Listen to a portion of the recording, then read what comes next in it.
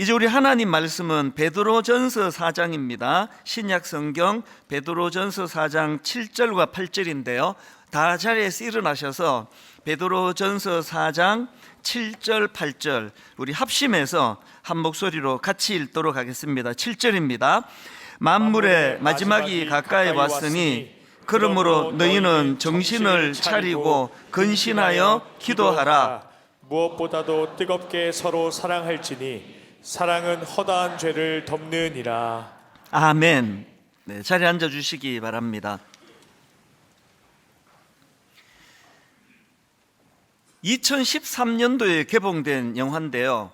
그 영화 제목이 우리말로 하면은 그녀, 이런 제목의 영화가 있었습니다.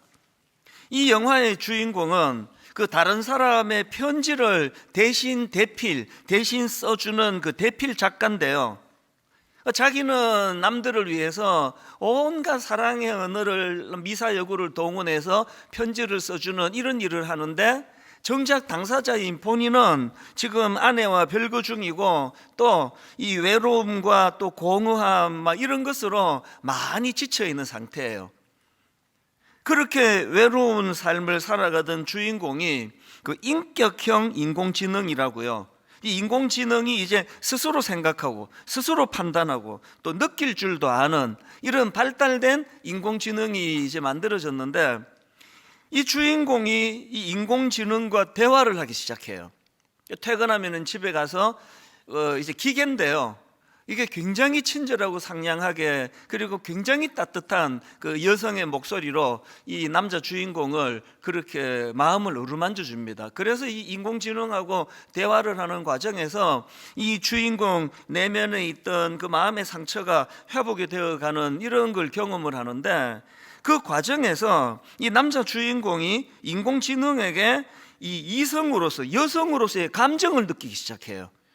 계속 이제 여자 목소리랑 그렇게 상상하면서 대화를 하다가 보니까 거기에 이제 사랑에 빠지고 또 사랑을 고백하고, 그리고 그 인공지능도 이 남자 주인공에게 그런 감정을 느끼고 또 사랑을 고백하고, 그렇게 이제 이야기가 쭉 전개가 되는 거거든요.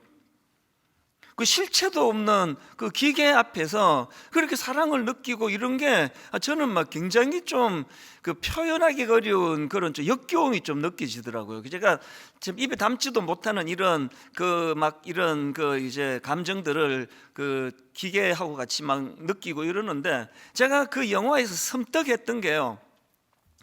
우리로 치면 이제 강남역 앞이라고 할까요? 서현역 앞이라고 할까요? 굉장히 번화한 그런 거리에서 수많은 사람들이 오가는데 전부 다 이제 이 인공지능하고 대화하는 게 허공에다 대고 각자가 지금 몰입해서 대화를 하는 그 모습이 굉장히 저를 섬뜩하게 하더라고요. 이 인격을 가진 사람과의 대화는 점점 어려워지고, 그런 그 실체도 없는 기계하고 사랑을 느끼고 또 사랑의 미래를 속삭이고 이런 것들이 참, 제가 어느 그 전문가가 이번 설날에 그 추천하는 영화를 해가지고 제가 이거를 TV로 봤는데요. 보다가 중간에 껐습니다. 별로 흥미도 안 갈 뿐더러 그 자체가, 이 구도가 굉장히 저를 좀 머리를 복잡하게 만들었기 때문이에요. 이 영화가 2013년도에 개봉이 됐으니까 딱 10년 전에 개봉이 됐는데, 이 영화의 그 극중의 배경이요 2025년도예요. 그러니까 우리로 치면 내년입니다. 이런 가상 그 기계가 나오고 또 감정을 가지고 대화를 하고 사랑에 빠지고 이런 일들이 지금 우리들 삶에는 이게 점점 이제 실제가 돼가고 있는 그런 거예요. 제가 이걸 끄고 난 이후에도 굉장히 많은 그 복잡한 생각에 제가 빠지게 됐는데요. 그 영화가 그런 마음에 여러 가지 그 미래에 대한 그 걱정을 하게 만들었는데, 그러고 있는데 그 미국에서 메일이 한 통이 왔습니다. 미국에서 이제 이런 상황에서 이제 귀한 그 자녀 교육을 하고 있는 이진아 전도사님이라고, 지금 이제 분당 우리 교회하고도 굉장히 밀접하게 협력을 해서 올 3월에 또 저희 교회 와서 그 자녀 교육 집회를 할 계획입니다. 이분이 그 자기가 받은 어느 학부모 편지를 저한테 토스해 준 거예요. 아까 영화는 그건 허구고요. 이 제가 여러분에게 읽어드리려고 하는 이거는 지금 실제로 겪은 일입니다. 자, 한번 내용을 한번 들어보십시오.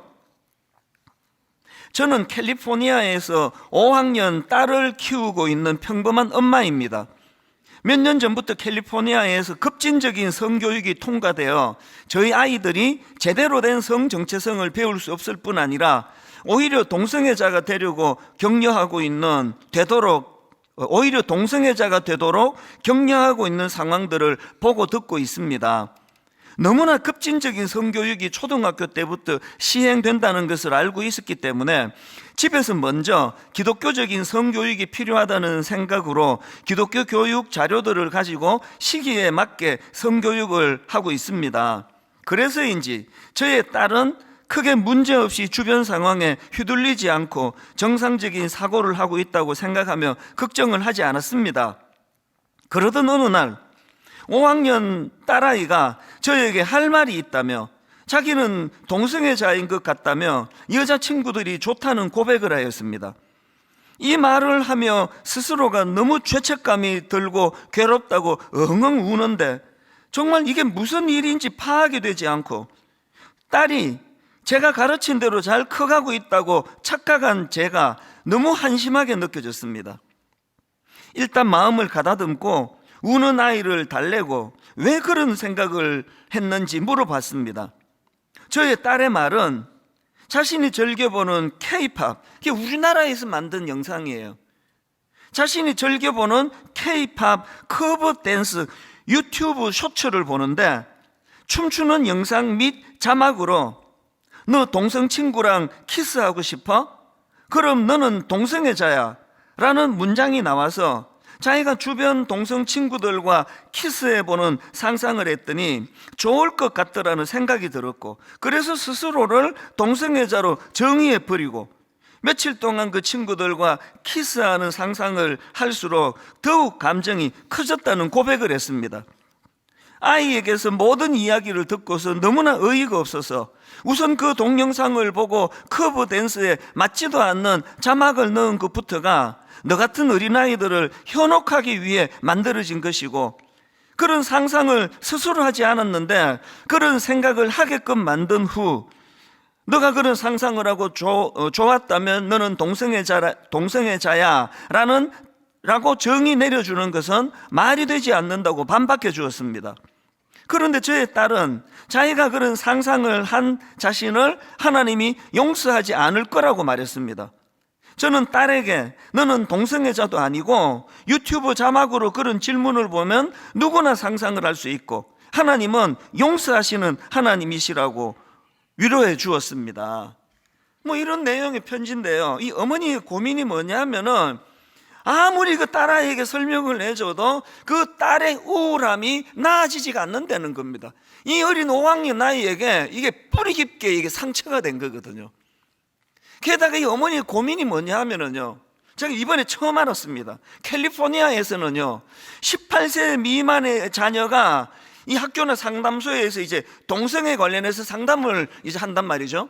그러면 내가 지금 성정체성이 흔들리고 있다, 이런 문제를 해가지고 상담하러 가면 상담사가요, 아니야. 그러니까 이제 탈동성애, 그 동성애로부터 자유하도록 돕는 그것이 법으로 금지가 되어 있다는 거예요. 이걸 어길 경우에는 그 상담사가 벌금과 함께 라이센스를 박탈하는 이게 법으로 지금 이게 제정이 되어 있다는 거죠. 그래서 이제 이 상담을 들어보고 넌 동성애 아니야 이러면은 라이센스가 박탈이 된다는 게 믿어지세요? 이 엄마가 이 아이를 상담사한테 보낼 수가 없는 거죠. 그 보내면 뭐라고 말하겠습니까? 네가 그렇게 느꼈으면 그거 즐기면서 한번 해봐. 이런 유의 상담이 나올 것 같으니까. 게다가 법이 진짜 이상합니다. 이런 상담을 받을 때요, 부모가 같이 못 들어간대요. 그 5학년짜리 애를 혼자 보내가지고 무슨 상담을 할지가 어떻게 알고 그 아이를 상담 선생님에게 데리고 가겠느냐, 이게 이제 고민이 된다는 그런 내용입니다. 제가 이 편지를 읽은 후에 그 성경 구절 하나가 떠올랐는데요. 베드로전서 5장 8절입니다. 근신하라, 깨어라, 너희 대적 마귀가 우는 사자와 같이 두루다니며 삼킬 자를 찾나니.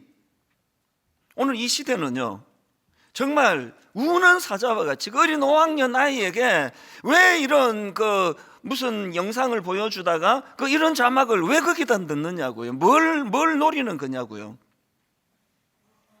최근에 그 정신건강의학과 교수님 강의를 제가 들었는데요. 그 이분이 강조하는 게 뭐냐, 오늘 우리 시대는 중독의 시대인데 그 어떤 문제냐 하니까, 과거에는 이 물질 중독이라고요, 뭐 알코올 중독, 마약 중독, 니코틴 중독, 이런 물질 중독이 이슈였대죠. 그럼 우리 같은 사람은 마약 안 하면 되잖아요. 저는 뭐 술 안 마시니까요. 그런데 지금 이 시대는 스마트폰, SNS, 그리고 인터넷 쇼핑, 이런 것에 영향을 받아 중독되어가는 현상이 일어나고 있는데, 오늘 뭐 초등학교 어린 애나 저 같은 나이에 있는 사람이나 스마트폰 없이는 못 살아요. 인터넷 없이 어떻게 사느냐고요. 그런데 지금 우리 젊은이들을 포함한 우리 청소년들이, 어린 초등학생들이 지금 이 인터넷 쇼폼 같은, 그러니까 굉장히 강렬한 자극이 노출되는 이 짧은 이런 영상, 제가 그 얘기를 들어보니까요, 이런 영상을 처음에 잠깐만 보고 자야지 하는데 밤을 샌대요. 끊을 수가 없는 거죠. 또 꼬리에 꼬리를 물고 또 꼬리에 꼬리를 물고 이러면서 강렬한 이런 중독에 지금 노출이 돼 있는데, 이게 왜 이 디지털 중독이 왜 무서운가 하면은, 이게 인간의 뇌 구조를 변형시킨대요. 그래서 이 전두엽을 변형시키는 거예요. 인내력이 짧아지고 그냥 막 지금 이제 뭐 이거 내가 지금 해야 돼 그러면 해야 되는 거죠. 여러분, 그 신조어 중에서 팝콘 브레인이라는 신조어를 들어보셨는지 모르겠는데요, 이 팝콘 브레인이 무슨 뜻인가 하면은, 이 첨단 디지털 기기에 익숙한 그런 그 사람이 이 뇌가 그 현실에 무감각해지거나 무기력해지는 상태가, 이게 그 팝콘 브레인인데, 왜 이름이 팝콘 브레인입니까? 여러분, 그 팝콘이 팍팍팍 터지잖아요. 이 팝콘이 터질 때처럼 강렬한 자극에만 이 뇌가 반응한다고 팝콘 브레인이래요. 저는 이제 제가 글쎄요, 이제 나이가 점점 들어가는데, 제가 정말 80대가 되고 90대가 되면 이 사회는 도대체 어떻게 되는 건가? 이게 지금 뇌 구조가 바뀌고 전두엽이 바뀌고, 그래서 욱하면은 지금 내가 뭐 욕구가 올라오면은 지금 바로 해야 되는 거죠. 못 견디는 거죠, 안 하면. 이런 세상으로 지금 점점 변해져 가고 있다고 한다면, 그래서 제가 지난주에 로마서 12장 2절 말씀, 너희는 이 세대를 본받지 말고, 이 말씀의 의미를 미국과 유럽에서 이게 실패한 모델이다, 이대로 따라가면 안 된다, 성경이 지금 그걸 가르치고 있다, 그렇게 제가 이 세상 방식을 따르지 말라라는 걸 제가 풀이해 드렸는데요, 설교 한편으로 이거 내가 이제 끊어야 되겠다, 이거는 기대가 난망하옵니다. 내 구조가 바뀌어져 가고 있는데 한번 깨달았다고 이게 끊어지는 게 아니거든요. 그래서 마음에 두려움이 많은 거죠. 그럼 대안이 뭐냐고요? 요즘 저는요, 이 대안이 뭐지? 이 고민을 가지고 그 성경의 여러 대안들을 제가 찾고 묵상하고 그러면서 요즘에 설교를 계속 준비하고 있는데요, 오늘 본문도 제가 발견한 그 대안 중에 하나입니다. 베드로전서 4장 7절 8절입니다. 만물의 마지막이 가까이 왔으니 그러므로 너희는 정신을 차리고 근신하여 기도하라. 무엇보다도 뜨겁게 서로 사랑할지니 사랑은 허다한 죄를 덮느니라. 지금 여기 나오는 만물의 마지막이 가까웠으니 이 시대예요. 이 만물의 마지막이 가까운 이 시대에 하나님이 주신 대안이, 이게 수식어를 다 빼고 나니까 두 가지네요. 하나는 기도하라, 그리고 또 하나는 사랑하라예요. 기도하라, 사랑하라, 사랑하라, 기도하라예요. 오늘 이 대안을 좀 살펴보고 싶은데요, 이 마지막 때에 하나님이 제시하시는 첫 번째 대안이 기도하라예요. 베드로전서 4장 7절, 만물의 마지막이 가까이 왔으니 그러므로 너희는 정신을 차리고 근신하여 기도하라. 이 기도가요, 이 무서운 유혹의 시대를 극복하는 도구라는 거죠. 그런데 성경에 보니까 어떤 차원의 기도인지를 느끼게 하는데요, 여기 보면은 제대로 된 기도를 드리기 위해서 두 가지 주의해야 될 게 있다는 겁니다. 두 가지 주의해야 되는 것 중에 첫 번째가 정신을 차리고 기도하라는 겁니다. 정신을 차리고 기도하라. 여기 나오는 정신을 차리고, 이게 헬라어로 소프로네오라는 단어인데요, 이 단어의 원래 뜻이 이런 겁니다. 차분한 마음, 또 제어가 가능한 상태의 마음, 이런 뜻을 가진 단어거든요. 이게 그 마가복음 5장에도 이 단어가 나옵니다. 마가복음 5장 15절입니다. 예수께 이르러 그 귀신 들렸던 자, 곧 군대 귀신 집혔던 자가 옷을 입고 정신이 온전하여 앉은 것을 보고, 여기 나오는 정신이 온전하여, 이게 소프로네오예요. 이 말씀 바로 앞에 보면은 이 귀신 들린 사람이 예수님을 만나기 이전에 어떤 상태였는가를 묘사를 하는 게 나옵니다. 그 앞에 3절 4절입니다. 그 사람은 무덤 사이에 거처하는데 이제는 아무도 그를 쇠사슬로도 맬 수 없게 되었으니, 이는 여러 번 고랑과 쇠사슬에 매였어도 쇠사슬을 끊고 고랑을 깨뜨렸음이더라. 그 다음 보세요. 그리하여 아무도 그를 제어할 힘이 없는지라. 여러분, 뭐가 귀신 들린 상태인지 아십니까? 아무도 나를, 또 나 자신도 나를 제어할 수 없는 상태, 이게 귀신 들린 상태예요. 제가 가끔씩 얘기하잖아요. 가끔씩 신문에 비극적인 기사가 나잖아요. 어느 목사가 어느 여성도랑 무슨 성적인 스캔들을 일으켰다. 그 목사님이 정치가로 할게요. 어느 정치가가 자기 여비서와 성적인 스캔들을 만들었다. 그 똑똑한 정치가가요, 이 여성 비서와 이런 성적인 짓을 하면은 내 인생은 끝난다는 걸 누구보다 잘 알 거 아니냐고요. 그런데 뭐가 귀신 들린 거라고요? 아무도 그를 제어할 수 없는 상태가, 이게 귀신 들린 거예요. 저는요, 기도하고 또 기도하고 또 기도해요. 그리고 하나님이 참 외모적으로 그렇게 하나님이 배려를 해주셔가지고, 어지간한 여성은 저를 남성적인 매력을 못 느끼도록 만들어 주셔서, 이거 참 이쪽에 제가 유혹을 이기는 일은 좀 어려운 일은 아니에요.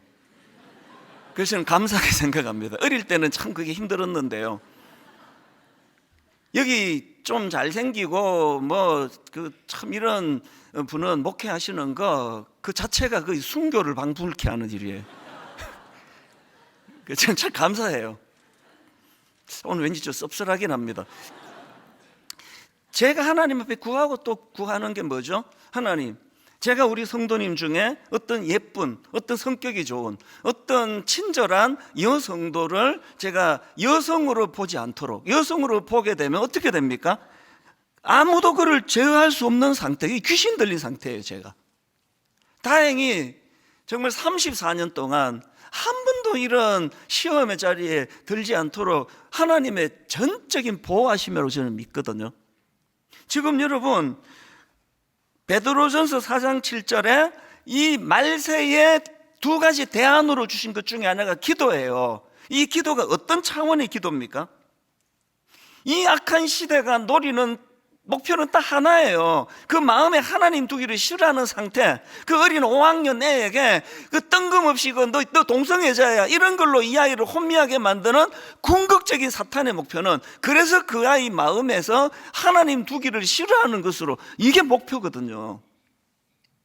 이런 차원에서 말세에 정신을 차리고 하는 기도라는 것은요, 나는 주님의 다스림을 받는, 나는 주님의 말씀에 의해 제어가 된 상태라는 것을 드러내는 차원에서의 기도예요. 그런가 하면은 여기 두 번째로 또 조건이 하나 있습니다. 말세에 드리는 기도가 제대로 된 기도가 되려면은 근신하여 기도하라는 겁니다. 4장 7절을 다시 한번 보십시오. 만물의 마지막이 가까이 왔으니 그러므로 너희는 정신을 차리고 근신하여 기도하라. 여기 나오는 근신하여는 헬라어로 네포라는 단어인데요, 이 단어는 그 자제력인데요, 자제력. 근데 정확한 판단력에 근거한 자제력, 이게 네포예요. 말세에 왜 기도가 대안이 되느냐, 여기서 말하는 기도는 어떤 차원이냐 할 때, 여러분이 아까 그 팝콘 브레인, 그 자제력을 빼앗아가는 거 아닙니까? 지금 내가 어떤 충동이 일어나요.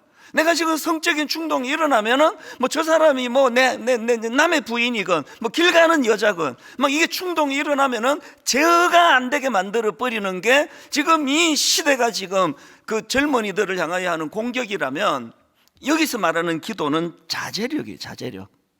정확한 그 판단에 근거한 자제력이에요. 내가 짐승도 아닌데 아무리 내가 그런 충동이 일어난다고 내가 어떻게 그런 짓을 할 수 있으랴, 난 그런 짓 하면 안 돼.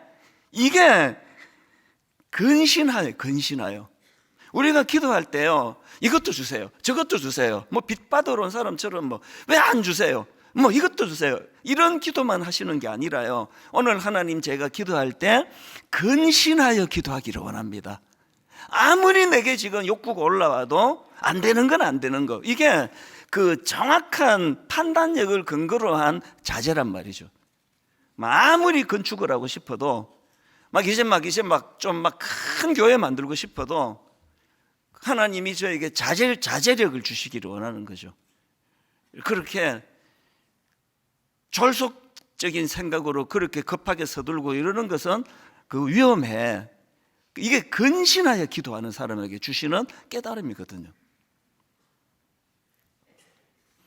악한 세상이 궁극적으로 노리는 목표가 그 하나님을 마음에 두기 싫어하는 하나님 부재의 상태, 내 내키는 대로라는 거죠. 팝콘 브레인이 그런 거 아니겠습니까? 그냥 막 팝콘이 막 튀는 것처럼 막 적극적이고 막 충동적이고 그리고 강렬하고, 이 시대가 지금 그렇게 흘러간다고 할 때 저와 여러분은 너무나 놀라운 하나님의 도구, 기도라는 도구를 통해서 자제력이 나를 억제하고 응두르게 하는 힘이 그리스도의 사랑 안에서 나타나게 될 줄로 믿습니다.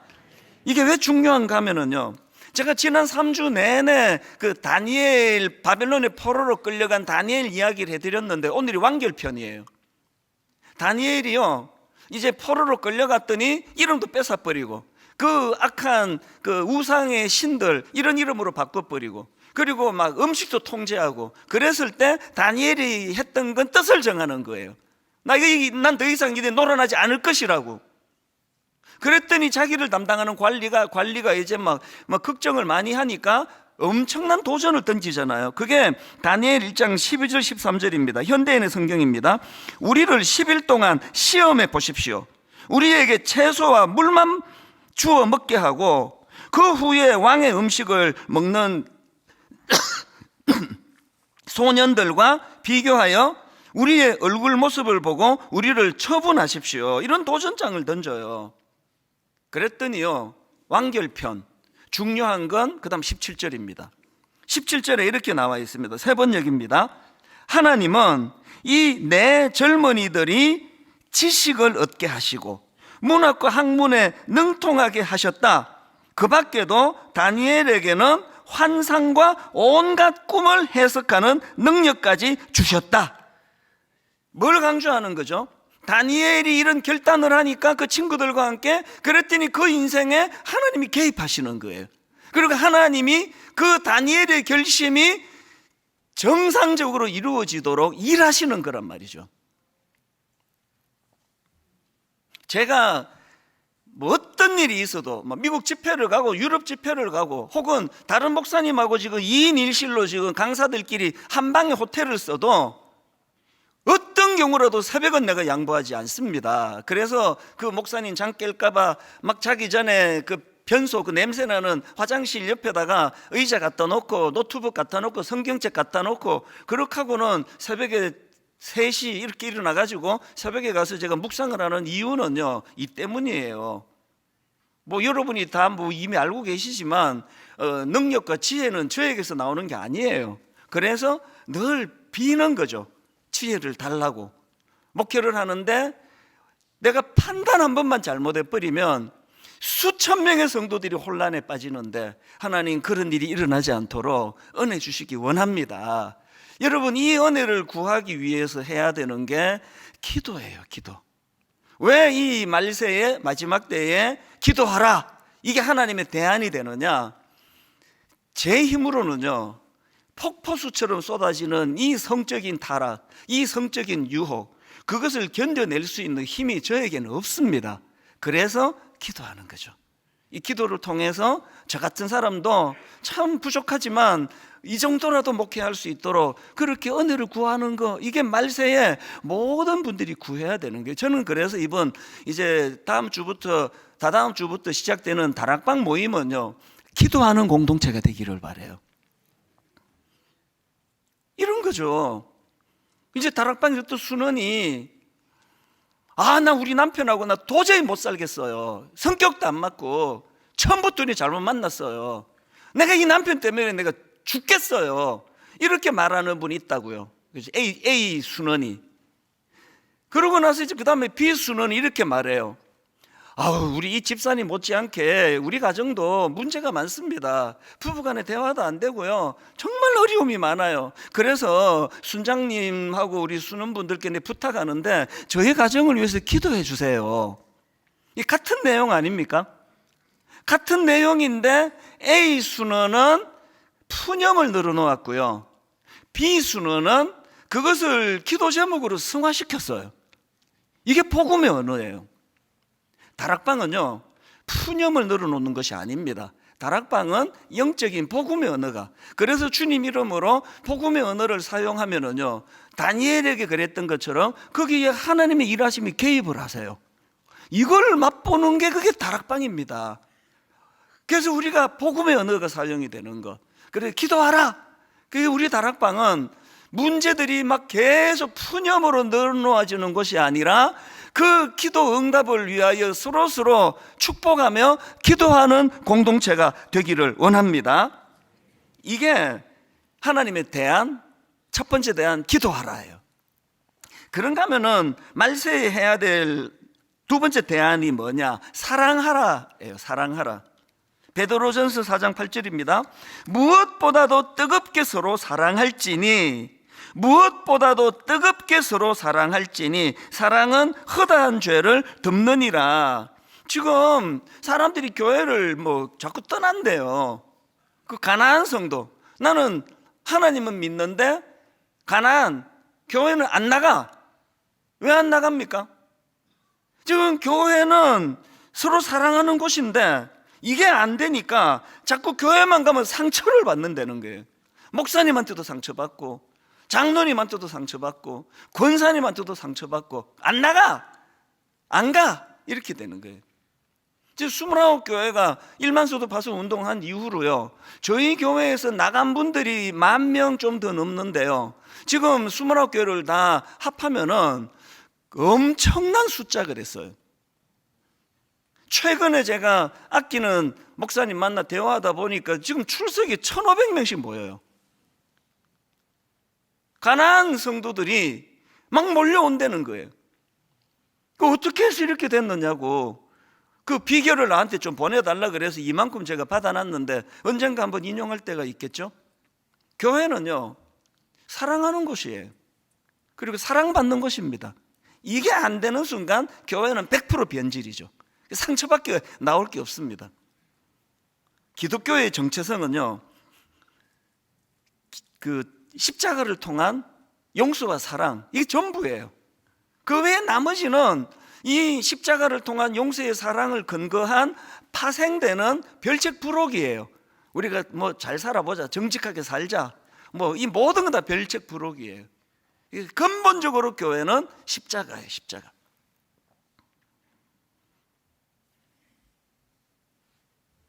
그래서 이제 그 사랑하라, 이게 이제 말세의 대안이라 그러는데, 근데 여기 보니까 그 사랑권에 지침이 하나 있습니다. 베드로전서 4장 8절입니다. 사랑하는데요, 무엇보다도 뜨겁게 사랑하래요. 뜨겁게. 무엇보다도 뜨겁게 서로 사랑할지니 사랑은 허다한 죄를 덮느니라. 여러분, 허다한 죄를 덮을 정도로 뜨거운 사랑은요, 오직 예수 그리스도의 십자가에서밖에 안 나옵니다. 여러분, 되던가요? 저는 안 되던데요. 그 상대방의 허물을 완전히 용납하고 용서하고 덮을 만큼 그 사랑은요, 우리에게 나오지 않아요. 그래서 그 왜 말세의 대안이 사랑하란가 하면은 그 사랑을 우리가 추구하다가 보면은 십자가를 의지하지 않을 수 없게 되거든요. 아낌없이 주는 나무, 이게 복음이라 그랬죠. 지난주 기억하시죠? 소녀는 나무를 사랑했고 나무는 행복했습니다예요. 소녀는요, 둥지까지 다 자기를 위해 희생하는 나무에게 대갚을 게 사랑하는 것밖에 없습니다. 뭘로 대갚습니까? 근데 그 나무는 그 사랑을 알아주고 수용해주고 그걸로 감사하며 사랑해주는 것만으로 충분한 게 그게 나무거든요. 이게 예수 그리스도 아닙니까? 저는 분당 우리 교회가 이 말세에 여기가 피난처가 되기를 원해요. 어떤 악한 것들이 유혹을 하고 우리를 무섭게 공격을 해도 분당 우리 교회 울타리 안에만 있으면 안전해. 그렇게 되기 위해서는 첫째, 주님 앞에 기도해야 돼요. 기도를 통해 뭘 선포한다고요? 마음에서 하나님은 내 몰아내려고 하는 이 악한 시대에 거슬리지 거기에 동조하는 게 아니라 어떻게 한다고요? 기도를 통해서 그리스도가 내 삶의 주인이시라고, 하나님은 내 삶의 왕이시라고, 이걸 의지적으로 선포하는 거죠. 그리고 사랑하는 거예요. 어느 정도까지? 상대방의 허물이 다 덮일 때까지. 저는 이번 소그룹 다락방에서 위대한 용서와 위대한 사랑이 이곳저곳에서 흘러 넘치게 될 줄로 저는 확신합니다. 여러분, 이 다락방은요, 대접받으러 가는 거 아니에요. 실습하러 가요. 이번 그 설날 연휴에 굉장히 제가 참 재미있는 일을 많이 겪었는데요. 그 중에 하나예요. 그 어느 순장 부부가 한복을 곱게 이 부부가 차려입고 저한테 세배하러 왔어요. 나이 차이도 얼마 안 나요. 갑자기 세배하러 왔다고. 그래서 제가 엄청 당황했죠. 절대 그러지 말라고, 무슨 세배냐고, 그냥 놀다 가라고. 그래서 이제 그 부부하고 차를 마시고 대화하면서 시간을 보냈는데요.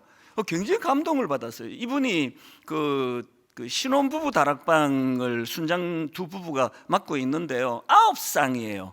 그러면은 18명을 섬겨요. 정성을 다해서 그렇게 섬기는데요, 이제 이 순장님 부부가 가시고 나니까 우리 교회 직원 한 사람이 그 다락방의 순원이래요. 그래서 그 직원이요, 그 부부가, 순장 부부가 딱 나가시고 나니까 하는 말이, 와, 정말 지극정성으로 순원들을 섬긴대요. 이건 뭐 과하다 할 정도로. 이게 자기가 알기로 이 지금 그 순장님 사업도 어렵다고 알고 있는데 어떻게 저렇게 지나치도록 섬기는지 모르겠다고. 그래서 제가요, 그 신방 교역자 기도 제목 올려준 걸 제가 확인을 해봤어요. 깜짝 놀랐죠. 이런 기도 제목을 교역자가 올렸더라고요. 작년 1월입니다. 현재 사업장도 어려운 상황이심, 수입이 있으나 나가는 금액이 많아서 감당하기 쉽지 않으심. 이게 작년 1월에 쓴 기도 제목이에요. 그리고 올 1월에 쓴 것도 큰 차이가 없습니다. 매월 빚을 갚아 나가며 사업이 진행되기에 꾸준히 매출이 이어지고 올해는 모든 빚이 청산되기를 기도합니다. 뭡니까 지금? 이 순장 부부가요, 매달 갚아 나가야 되는 그 빚, 이거가 지금 진행이 되고 있는데, 아니 왜 9쌍, 그 언제 만났다고 그 18명을 위하여 지극정성으로 퍼주는 거예요. 사실 이제 이분들하고 대화할 때 그런 얘기를 나눴거든요. 인간인지라 어떨 땐 버겁대요. 내가 지금 뭐 왜 이렇게 하고 있지? 그런 생각이 안 드는 건 아니래요. 이번에도요, 연말에 이제 좀 버겁다 그러는데 바로 하나님이 예배 가운데 회복을 시켜주셨대요. 여러분, 작년 12월 24일 주일에요, 저희 어머니 장례 때문에 제가 한 주를 비웠잖아요. 그래서 우리 교회 곽규호 목사님이 이제 설교를 했는데 일부 예배 때 사진 하나를 올렸대요. 제가 이제 어머니가 돌아가시고 나니까 우리 교역자들이 참 안쓰러웠는지 갑자기 이제 기습 예배를 드리러 왔어요. 이거 우르르르 몰려오더니 다 서서 그 자리에서 뭐 얼떨떨한데 막 이제 눈물로 기도도 해주고 그렇게 예배를 같이 드렸는데요. 그때 누가 사진을 한 장 찍었나 봐요. 그 곽기호 목사님이 설교하면서 그 사진을 이제 화면에 올렸대요. 이 사진입니다. 한번 화면으로 띄워주세요. 저 사진이에요. 그 까만 옷 입은 저를 쳐다보지 말고 그 위에를 보세요. 그 액자가 큰 게 하나 제 기둥에 붙어 있거든요. 나는 날마다 죽노라. 이 성경 말씀을 그 순장 부부가 예배 가운데 저 성경 구절이 있는 액자를 보고는 마음이 힐링이 됐대요. 내가 우리 순원들을 섬기는 이 일이 이게 나는 날마다 죽노라. 사도 바울이 고백했던 이 눈물의 고백을 실천하는 거라고. 다시 이제 내가 힘을 내야 되겠다고. 여러분, 다락방은요, 그래서 제가 이제 우리 순원분들께 제가 부탁합니다. 이제 새 학기부터는요, 그 순장이 리어카를 막 땀을 흘리며 끌고 나머지 모든 순원들이 리어카에 타고 가는 이 구도가 아니라 이제는 모든 순원들이 리어카에서 내려서 같이 끌고 가기를 바라요. 이 순장님 부부에게 너무 과도한 짐을 지우는 건 옳지 않아요. 같이 짐을 같이 끌고 가기를 원합니다. 그리고 그 리어카에 누가 타야 되느냐? 새 가족이 타야 돼요. 교회를 경험해보지 못한 초신자들이 이 리어카에 올라타서 회복이 되면 그분도 내리고 또 새 가족이 올라타고, 이게 다락방입니다. 결론을 제가 이렇게 맺기를 원합니다. 아까 그 사진의 그 이쪽 그 왼편에 보면은요, 제 그 책장 위에 액자 하나를 제가 붙여놓은 거 여러분 다 아는 이야기예요. 이렇게 제가 액자를 넣어놨습니다. 덜 논리적이면서 더 사랑하라. 이걸 제가 액자에다 넣고 들어가면서 보고 나가면서 보고 그러거든요. 왜 그럴까요? 저는 논리적인 사람이에요. 사람을 만나면 몇 마디 해보면 아, 이게 이런 사람이네, 아, 이게 참 약점이 많네. 저는 판단을 잘하는 사람이에요. 그래서 제 약점을 알기 때문에 맨날 외쳐요. 덜 논리적이면서 더 사랑하라. 왜 이걸 애써야 될까요? 주님이 논리적이셨으면 저나 여러분은 구원을 못 받았을 거예요. 덜 논리적이면서 더 사랑하는 게 그게 십자가거든요.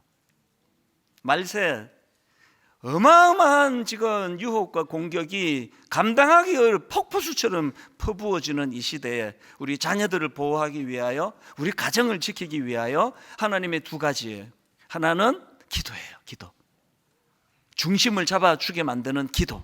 기도하라. 그리고 또 하나는 사랑하라. 어디까지? 상대방의 허물이 덮여질 때까지 사랑하라. 오늘 이 말씀을 우리가 기억하시면서 그 행복이라는 제목의 찬양 여러분 아시죠? 화려하지 않아도 정결하게 사는 삶, 가진 것이 적어도 감사하며 사는 삶. 그 다음 가사가 이렇습니다. 나에게 주신 작은 힘 나누어 주며 사는 삶. 아까 그 두 젊은 그 신혼 다락방을 인도하시는 순장님 부부가 보여주신 실천이 이런 거 아니겠습니까? 이게 그분들에게 행복이라는 거죠. 우리 가사를 생각하시면서 한번 이걸 우리 가정에, 우리 삶에 한번 적용시키면서 찬양하기 원합니다. 화려하지 않아도 정결하게 사는 삶.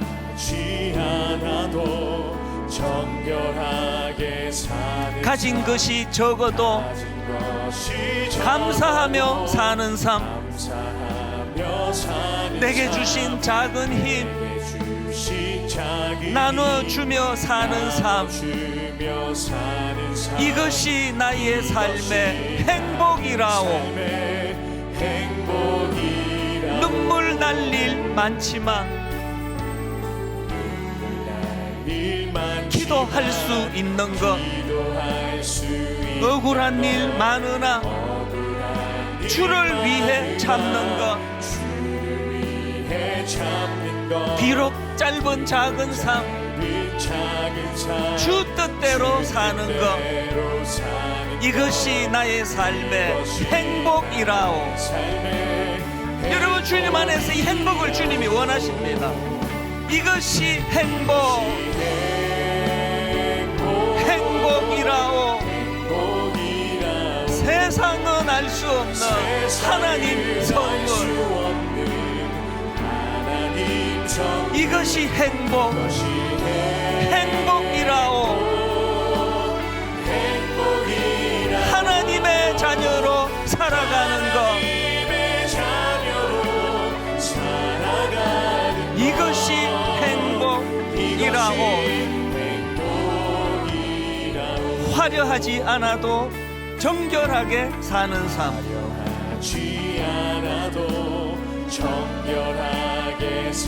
가진 것이 적어도 감사하며 사는 삶, 내게 주신 작은 힘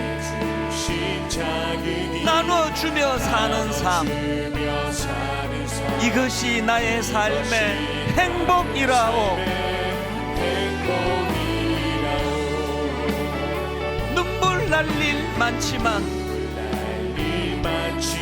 기도할 수 있는 것, 억울한 일 많으나 주를 위해 참는 것, 비록 짧은 작은 삶 주 뜻대로 사는 것, 이것이 나의 삶의 행복이라오. 이 행복을 하나님이 여러분에게 주시기 원하십니다. 이것이 행복이라오. 세상은 알 수 없는 하나님 선물, 이것이 행복이라오. 하나님의 자녀로 살아가는 것, 이것이 행복이라오. 우리 한 번 더 이렇게 노래합니다. 이것이 행복이라오.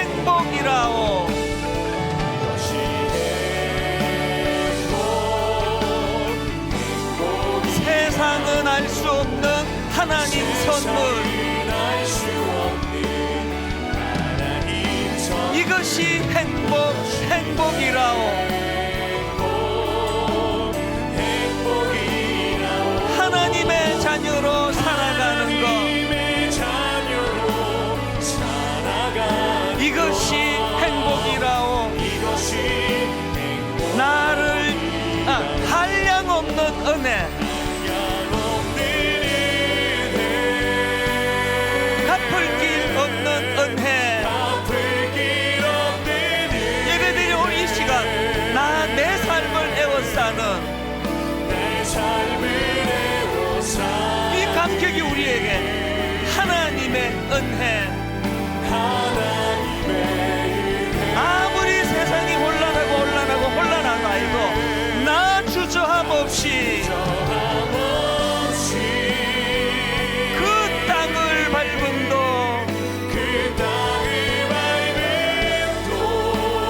나를 붙드시는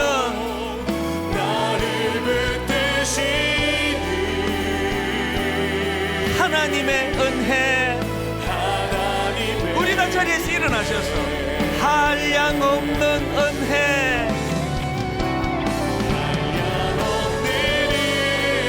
이 감격이 있으십니까? 갚을 길 없는 은혜, 이 감격이 있으십니까? 내 삶을 애워싸는 하나님의 은혜. 혼란한 이 시대를 살아가는 우리지만 나 주저함 없이 그 땅을 밟음도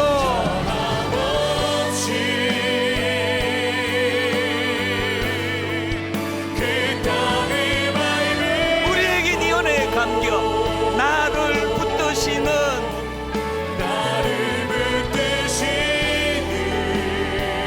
하나님의 은혜, 하나님의 은혜.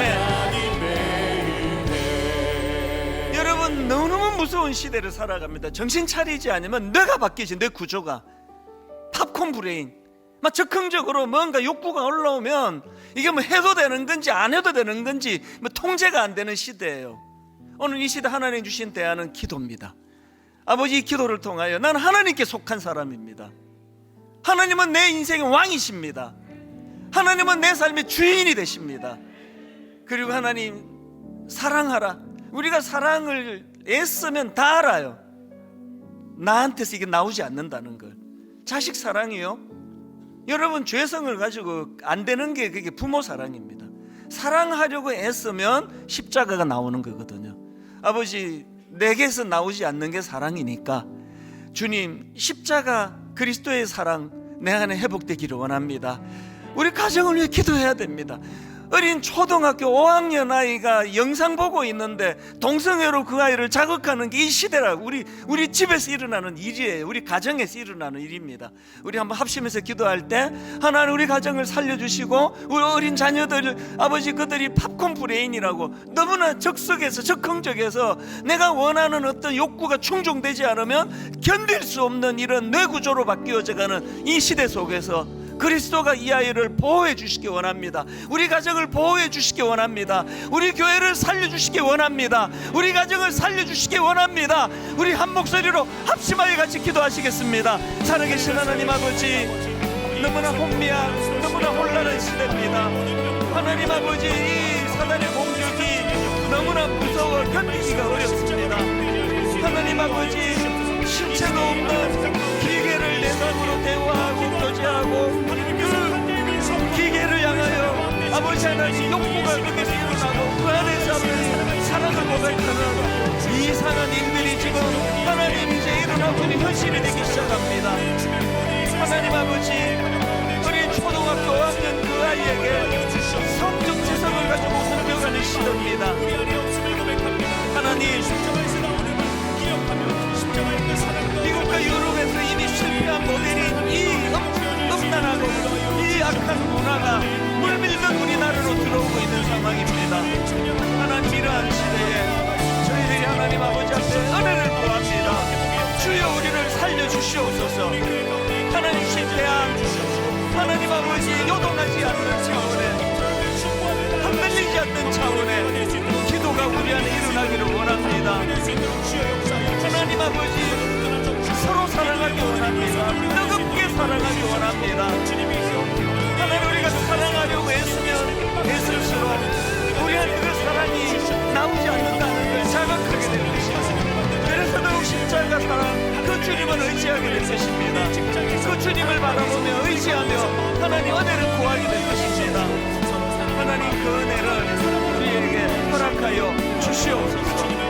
살아계신 하나님, 온전한 믿음을 가지고 이 어두운 시대를 아버지 극복해내게 하시고 아버지 이겨내게 하시고 그 유혹을 끝까지 아버지 뛰어넘는 은혜와 능력을 허락하여 주시옵소서. 하나님, 오늘 예배하는 모든 주님의 사랑하는 성도들과 그들의 가정을 지켜주시고 보호하여 주셔서 하나님 아버지 은혜의 자리로 가도록 주님 인도하여 주시옵소서.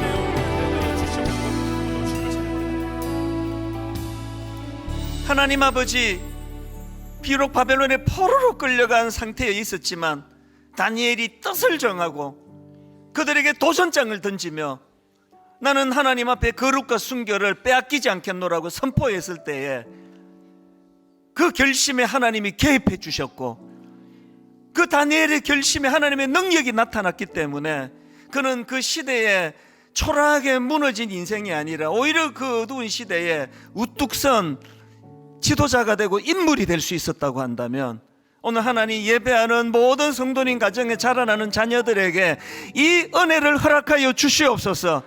어두운 이 시대에 거기에 휘말려 살아가는 인생이 아니라 하나님, 시대가 너무나 어둡기 때문에 자그마한 불빛 하나만으로도 이 어두움을 비출 수가 있습니다. 이 어두운 시대에 하나님, 다니엘과 같이 아름답게 이 말세에 쓰임받는 놀라운 지도자들이 이곳저곳에서 배출이 되도록 인도하여 주시옵소서. 그것을 가능하도록 하기 위하여 요동하지 않도록 해주시는 기도가 우리 삶의 대안인 것을 깨닫게 하여 주시옵소서. 그리고 하나님, 사랑하는데 뜨겁게 사랑하는 저희들 되기 원합니다. 가정 안에 모든 허물이 다 덮어질 정도로 부모님과 자녀 안에 사랑이 회복되게 하여 주시옵소서. 부부간에 사랑이 회복되게 하여 주시옵소서. 우리가 이 사랑을 몸부림치면 그 사랑은 내게서 나오지 않는다는 것을 자각하게 되고, 그래서 십자가 은혜를 구하게 되는 줄로 믿습니다. 주님의 놀라운 십자가, 그 사랑의 역사가 우리 모든 성도님들과 그들의 가정과 또 이 교회에 놀랍게 드러나고 역사하도록 인도하여 주시옵소서. 이번 한 주간 기도하라, 사랑하라, 이 두 가지 지침을 삶 속에서 구현해내면서 승리하는 한 주간 되게 하여 주시옵소서. 우리 주 예수 그리스도의 은혜와 하나님 아버지의 다함없는 사랑과 성령님의 감동, 감화, 위로교통 충만하심의 역사가 오늘 주신 말씀 마음에 담고 힘얻어 달려가기로 다짐하며 예배하는 모든 주의 자녀들 머리 위에 지금부터 영원토록 함께 하시기를 간절히 축원하옵나이다. 아멘.